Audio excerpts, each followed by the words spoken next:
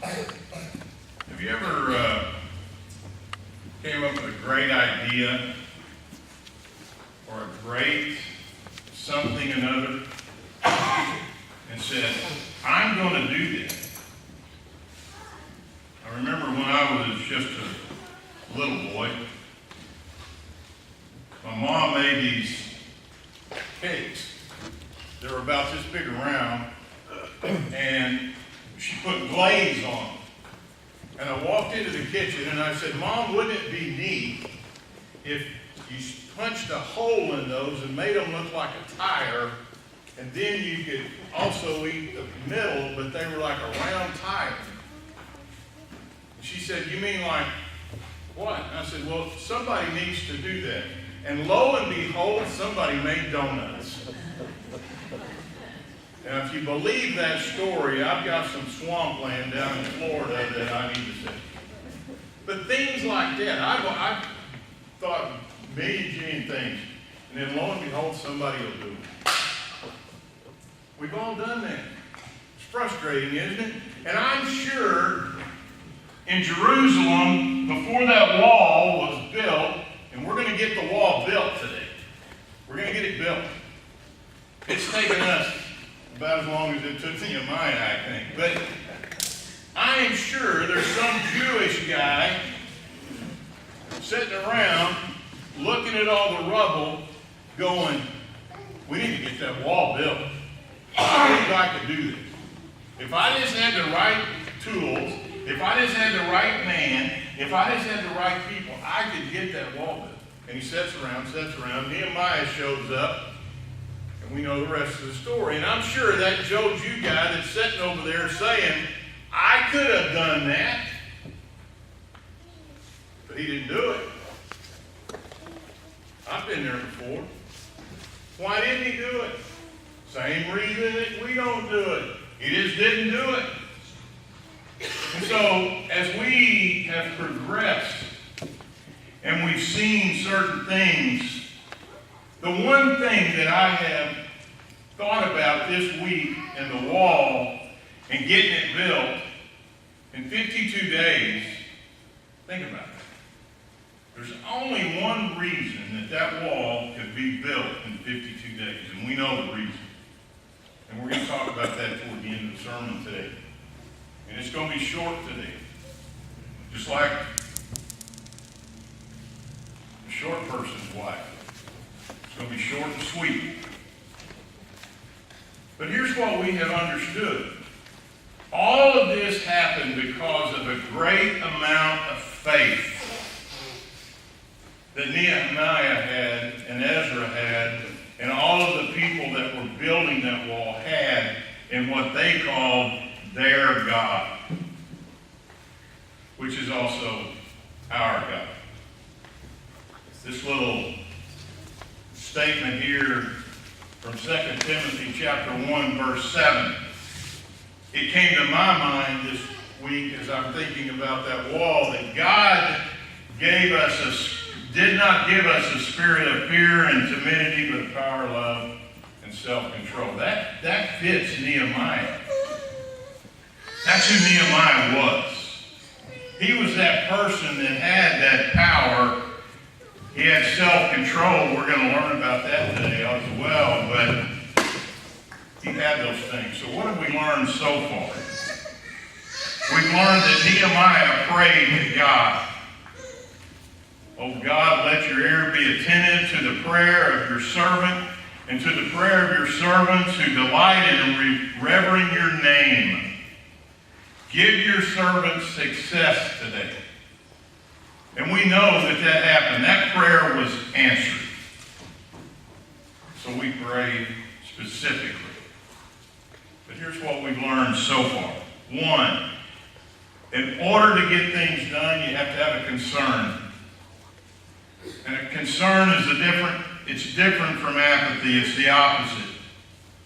You have to get God involved with your situation, with your plan.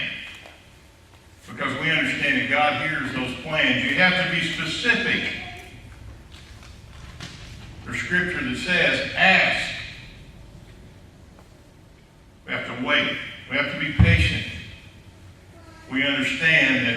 along with all of this, with changing, with coming up with a plan, Nehemiah, we know it says that he was terrified at one point before anything ever happened. There is going to be some fear involved, but we know that faith, that our faith that's stronger than that fear, overcomes that fear. And then when the rebuilding started, he didn't let the lack of information keep him from what he knew he could do at the time. He didn't overanalyze the situation. He didn't have to have all of his ducks in a row before he got ready to rebuild that wall. We talked about that last week. He communicated the why to the people, to the leaders, to those people around him in order for them to buy in, to take ownership in the rebuilding. And that's what we have to do. He continued to lean on God. He did not stop. He didn't quit at the first sign of trouble. Most importantly, and the great lesson for us is, he worked with enthusiasm, and we understand that that word enthusiasm means God within. And it says that all of the people worked with great enthusiasm. So to rebuild our broken walls, we understand. Philippians 4:13, it says we can do all things through Christ who strengthens us. So today, we're going to talk about the wall. It's half done.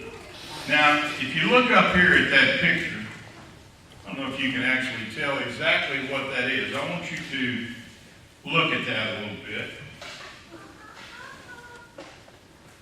Anybody knows what that is? You may have already been there. I can tell you exactly what that is. Any guesses?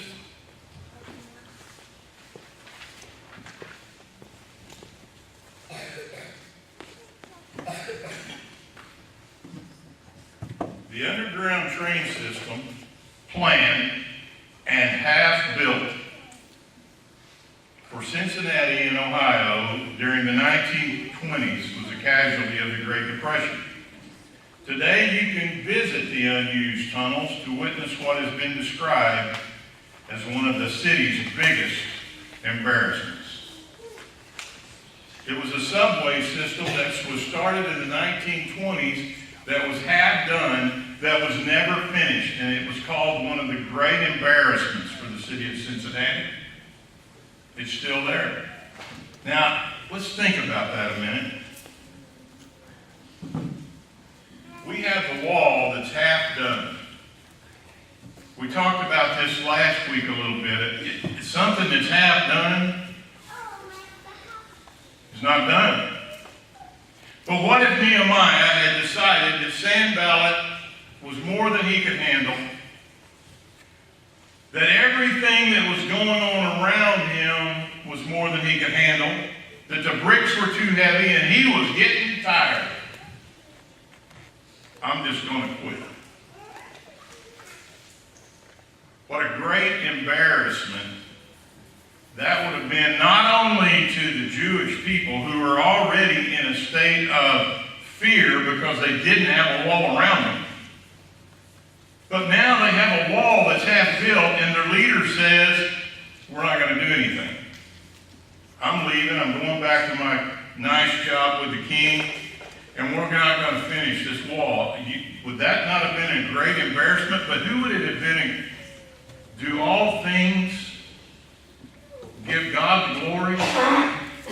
And you're going to start a wall and you're going to build it halfway. Who's the embarrassment going to fall on? God. Nehemiah knew. He had God on his side. He prayed on him. He continually leaned on him. And the wall is going to get built. Nehemiah chapter 4, verse 6. At last the wall was completed to half its height around the entire city, for the people had worked with enthusiasm. Now, I'm going to put a slide up here. I want you to look at it. When do you stop? Do you stop when you're tired? Or do you stop when you're done? You think Nehemiah was tired? Absolutely. Do you think the other people that were helping him build the wall, do you think they were tired? You betcha. But they didn't stop. So today we're going to get the wall built. And we're going to look at chapters 4, 5, 6. And then next week we're going to put a bow around it, bring it all home and kind of understand and celebrate the wall being built. Turn to Nehemiah chapter 4. We're going to read verses 7 through 11. Nehemiah chapter 4, verses 7 through 11. But when Sanballat and Tobiah and the Arabs, Ammonites, and Ashdodites heard that the work was going ahead and that the gaps in the wall of Jerusalem were being repaired, they were furious. They all made plans to come and fight against Jerusalem and throw us into confusion. But we prayed to our God and guarded the city day and night to protect ourselves. You see, they continued every step of the way to lean on God. A lot of times in our own lives, in my own life, I will get to doing something and I'll start having some success. And then all of a sudden I want to say, look what I have done. And I quit leaning on God. But those are the times that we need Him the most. You know, it's half done. The wall's half done. And verse 10. Then the people of Judah began to complain. The workers are getting tired and there's so much rubble to be moved, we will never be able to build the wall by ourselves. It's half done, they're getting tired, they're getting grouchy. Sound familiar? Physical tiredness causes mental tiredness. We know that. When we get physically tired, we start getting mentally tired and we start questioning, why are we doing this? We're ready to throw in the towel. Now that ready to throw in the towel is a boxing term. The guy in the corner, he's sitting over there, the boxer's out there in the middle of the ring, and the boxer is getting physically beat to death. And to signal that the referee that he's done, that we don't want to go any further, he takes his towel, throws it in the middle of the ring. It's over. That's where these people were at. They were ready to throw in the towel. They were ready to quit building the wall even though it was halfway done. They were ready to give up and quit. You know, sometimes, and we know this, it's easier to quit than to go on. Decisions are have to be made right at the time when Satan is working the strongest and we are the tiredest and we have to make decisions with our own spiritual lives. It's easier for us sometimes just to say, I quit. I'm not going on. But that's not what we see Nehemiah do. And here's where it gets really tricky. What if you really don't care? What if you are emotionally not tied to the plan? What if you are emotionally, you really haven't taken ownership in what it is that you are trying to get done? What if we as a congregation really don't take ownership in things that we know need to be done around here? That we don't personally take ownership. If we don't personally and emotionally take ownership in what we know that needs to be done, when we get tired, it's real easy for us to walk away and say, I don't really care whether it gets done or not.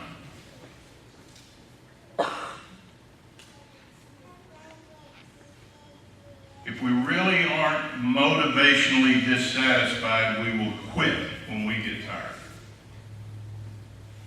Nehemiah knew that. And also, when we get tired and we know that we need to go on, it's been tough. There's a little man that sits right here on the corner, on our shoulder, whispering in our ear, saying, give up. Don't do that. Why are you doing that? It'd be a lot easier if you were just home in your chair doing what you know that you would like to be doing instead of out here working. Let somebody, we'll let Ezra do it when he gets here. Remember that I said that last, what if Nehemiah had that attitude? What if Nehemiah would have had the attitude, okay, I'm tired, I'm going back, we'll leave it. I'm not going to look in the rearview mirror, whatever happens, happens. The wall would not have been done. Projects don't get done. And right about that time is when we have to. As I've heard some of you sitting in this room say, that's when we have to dig our heels in. That's when we have to get stronger. That's when we have to really, really pray and lean on God. Not on our own strength, because our own strength is going to get weak. But we lean on the strength of our God, just like they did.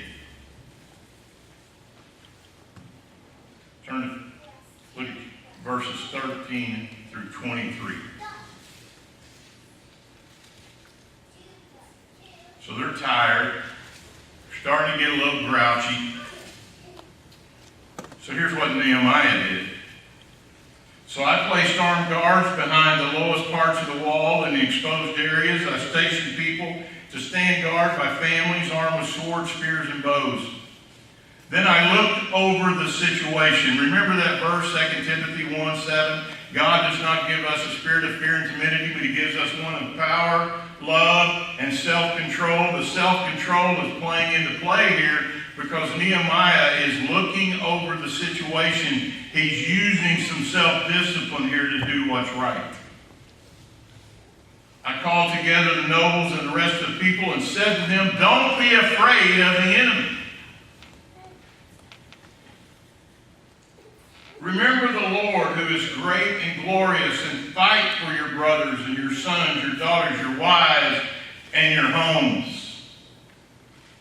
When our enemies heard that we knew of their plans and that God had frustrated them, we all returned to our work on the wall. But from then on, picture this, visualize this. When I think about building anything, I think of a hammer and a nail. I know, that's simple, Daryl, I know. But you being the builder that you are, that's what I think of. I don't think of when our enemies, but from then on, only half the men worked, while the other half stood guard with spears, shields, bows, and coats. The leaders stationed themselves behind the people of Judah who were building the wall. The laborers carried on their work with one hand supporting their load and one hand holding a weapon. I bet they had shoulder problems. I bet when they went to bed at night and they woke up the next morning, they always thought, why do I feel like this? None of this stuff is easy. Then I explained to the builder, the nobles and the officials and all the people, the work is very spread out and we are widely separated from each other along the wall. When you hear the blast of the trumpet rush to whatever it is sounding, then our God will fight for us. Nehemiah is continuing to lean on God through this situation. If it was easy, anybody would have done it. We worked early and we worked late. From sunrise to sunset, and half the men were always on guard. I also told every everyone living outside the walls to stay in Jerusalem. That way, they and their servants could help with guard duty at night and work during the day. During this time, none of us, it'd be easy for Nehemiah to sit back and delegate. You do this, you do that. I'll be over here watching, making sure it gets done. It's not what he did. According to Scripture, it says, during this time, none of us, not I, nor my relatives, nor my servants, nor the guards who were with me, ever took off our clothes. We carried our weapons with us at all times, even when we went to get water. Nehemiah was right in there amongst them. He wasn't leading just by word, he was leading by deed. He was the leader in every way, shape, or form. But here's the thing, when we know that we're in the middle of a project or we're in the middle of doing something that's hard, are we prepared for the moment when we get physically tired? Because we know that's going to happen. And then we get to chapter 5. A completely different change in dialogue. And this is what I'll say about this. Right in the middle of the work, life happens. About this time, some of the men and their wives raised a cry of protest against their fellow Jews. They were saying, we have such large families, we need more food to survive.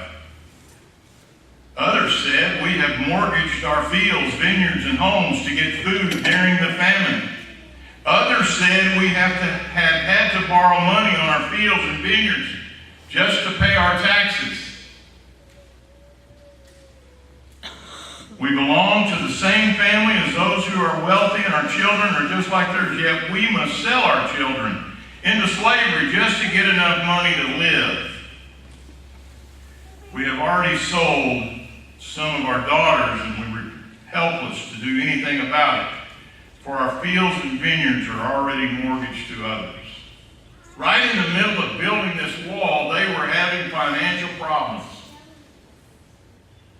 Severe financial problems threatened the wall. And we've all been there. But here's what Nehemiah probably thought. What a time to start complaining about your selfish needs. He could have done that. But he didn't do that. What did he do? He could have said, okay, I understand where you're coming from, and as soon as this wall gets built, because that's where my focus is at, we'll deal with the other problems that you have. But he understood and he loved those people. He was sympathetic to what they were saying. When I heard their complaints, I was very angry. Now, when I read this, I thought he was angry at them. He was mad because he had work to do. But that wasn't why he was angry at all.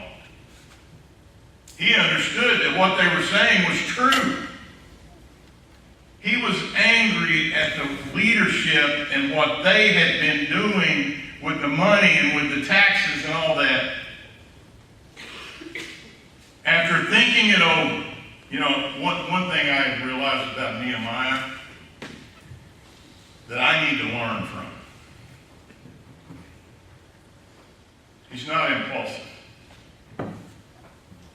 He has a little bit of self-discipline and self-control. We read 3 or 4 times in this story that Nehemiah says that he sat and he thought it over. Here's another time, verse 7. And thinking it over, I spoke out against these nobles and officials, and this is what I told them. You are hurting your own relatives by charging interest when they borrow money. Then I called a public meeting to deal with the problem. He didn't sweep it under the rug. He didn't try to ignore it. He didn't try to do anything other than come up with a solution, called a meeting, and said, let's do this. Nehemiah was a person of full transparency. He didn't hide anything. He got mad. When I read that, I think Nehemiah's human. He's a human being. He got mad. But did he get mad and stop? Did he get mad and throw in the towel? No. Of course he got mad. But he got mad and then he did something about it. So life happens right in the middle of the rebuild. And when he got mad, what did he do? Did he quit? Did he place blame?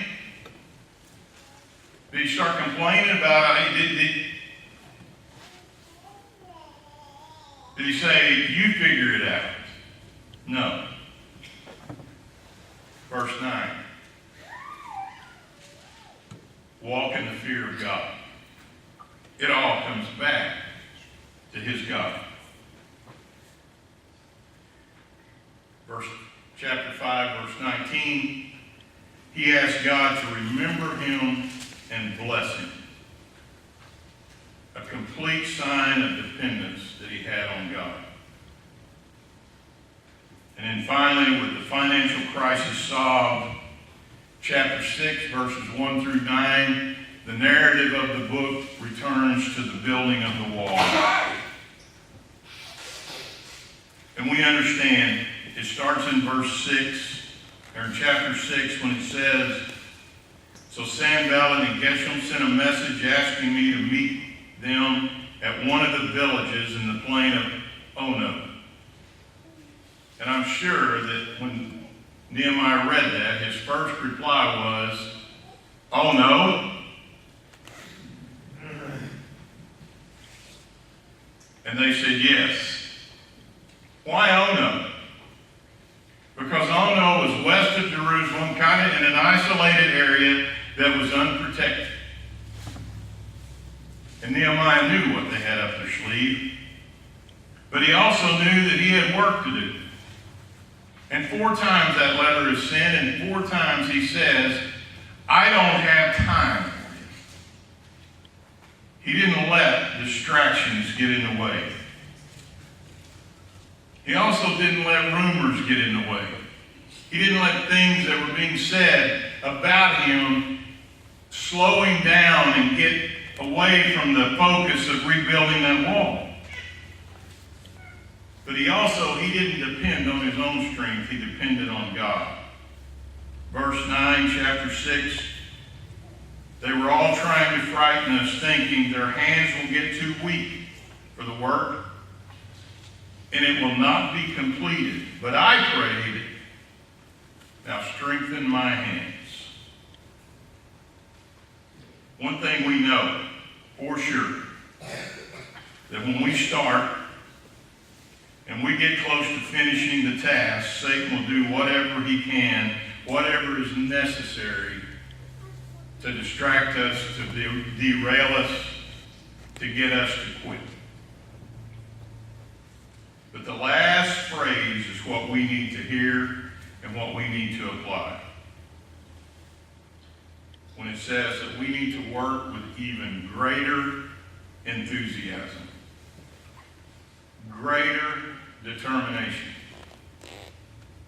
Is it easier when we're younger and we have more energy to work with greater enthusiasm and greater determination? Yes, no doubt.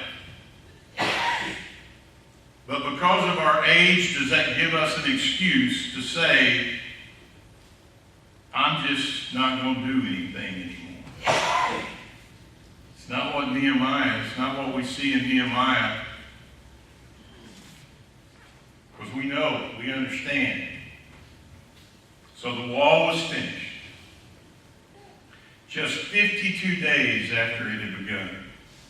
It had laid there in rubble for so many years until Nehemiah came along. When our enemies and the surrounding nations heard about it, they were frightened and humiliated. Why? Because they realized this work had been done with the help of our God. That's what frustrated them and scared them. That small little group of Jewish people who we read about earlier that were weak and feeble, they weren't afraid of them, they were afraid of their God. So what do we learn? Take ownership in the plan. Understand, tired happens. Dig deep. Understand that life is going to happen. Life is going to get in the way of some of our greatest wants and desires, but things are going to happen. And when you get close to the end, work harder. Not slower, not steady. Work harder. And most importantly, continue to lean on God. So here's probably what Nehemiah would say to us, especially us who are older and more experienced, who are toward the end of our journey. Finish strong. Work willingly at whatever you do, as though you were working for the Lord rather than for people. So let's not get tired of doing what is good. And just the right time, we will reap a harvest of blessing if we don't give up. I bet you there were some Jewish people that were so thankful that Nehemiah showed up when he did. Nehemiah showed up when it was perfect. At the timing for when Nehemiah showed up to do this, it was perfect. The people were ready. All they needed was some motivation, some inspiration to get up and to rebuild that wall. Do you think everybody got up and rebuilt that wall?